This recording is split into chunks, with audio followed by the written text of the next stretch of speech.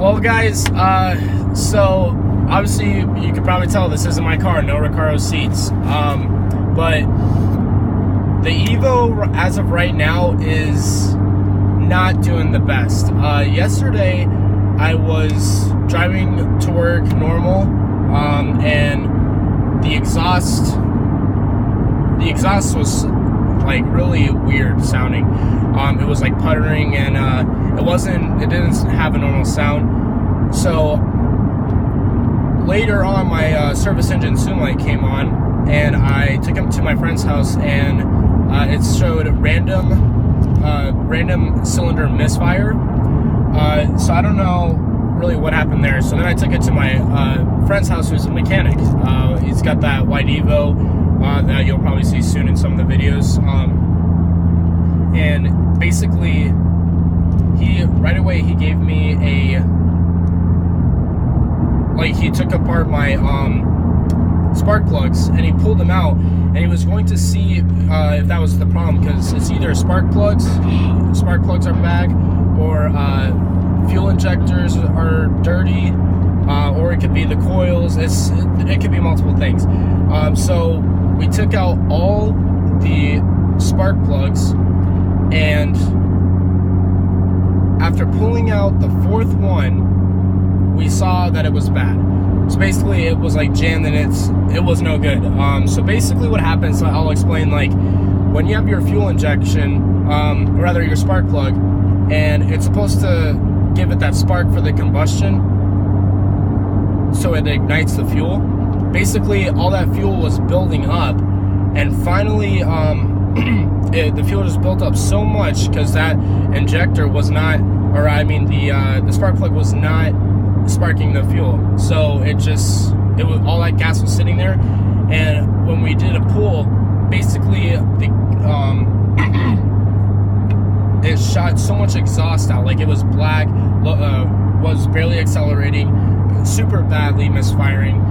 So basically I'm going to do a change of spark plugs, an oil change, and I'm also going to get a different blow-off valve. The blow-off valve, we tested it. It gave my car a little bit of weird idle because it's not a strong enough blow-off valve. That's another reason why I couldn't hold too much boost. I was running 27 pounds of boost on the dyno, but now it's, as far as goes that, it's done. So with the different blow-off valve, I hope that should fix some of the problems. I'm probably going to go with Turbo Smart, and after that, I think that'll be it. Again, rims, tires, still on the list I have to do, and probably oil catch can. That's the most for right now, but of course there is trouble. So basically that's I guess, hey bro, there's something on your shoulder. Definitely going to do bigger turbo, and I'm actually looking into E85. That's another thing. It's bigger injectors, different fuel pump, and just a tune. Oh, and a bigger different fuel rail, and that's it. I can make a little bit more horsepower, at least 75 horsepower to 100. I don't know. We'll see what happens, but that's it as of right now. So if you have any questions, comments, concerns, just let me know. Of course, like the videos, comment, subscribe to my channel. I got a lot more videos coming, but as of right now, I'll do like the video, I guess, of me showing the difference in spark plugs and basically what it looks like when they're bad. And oh, another thing today is I'm definitely going to cut the old exhaust, and I'm putting on the straight pipe. So that'll definitely add some power, and we'll see what happens. So stay tuned.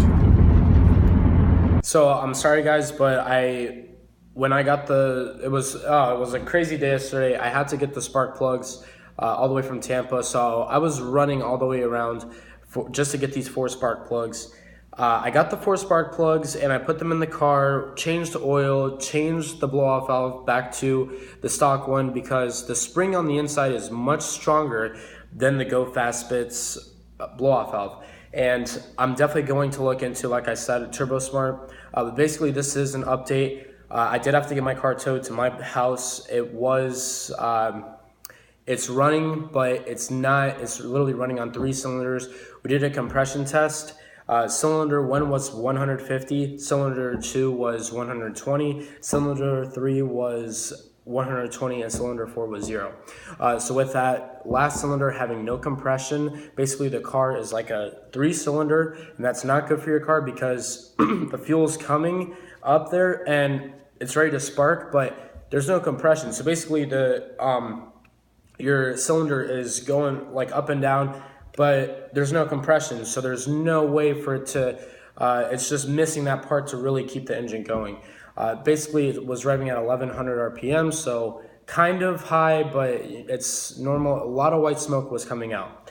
So basically, some of the problems that are normally, or some of with that symptom of white smoke coming out of the exhaust, the possible causes of that would be either a cracked cylinder head, bent valves, or I think it was like the spark plugs, but changed spark plugs. But instantly we pretty much thought it was the bent valves.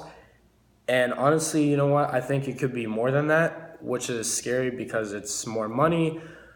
But as of right now, I just want to give you guys a follow-up update. So the tires, the rims, that's all out the window for now.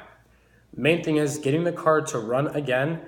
I'm focused on now I guess, you know what, this is like my friend told me, or who's a mechanic, we're going to be putting the car, taking it to Mitsubishi, seeing what's going to happen. But when the car brakes and gives you trouble, it means it wants more power. So basically, this is going to start the building process. I'm not rebuilding everything all at once. That's a lot of money. I don't have that kind of money. Just to get it up and running, I'm going with like $465 valves. Now, these valves are like the best of the best of the best. I forgot the brand name again, but I will post a link in the description or something, or I'll post a name later when I figure it out or find it. But I'm definitely going to get different valves, double springs for the pistons, or for those valves, so they really, the valve springs, so they really retract well. And I'm probably going to later on get a different cylinder head.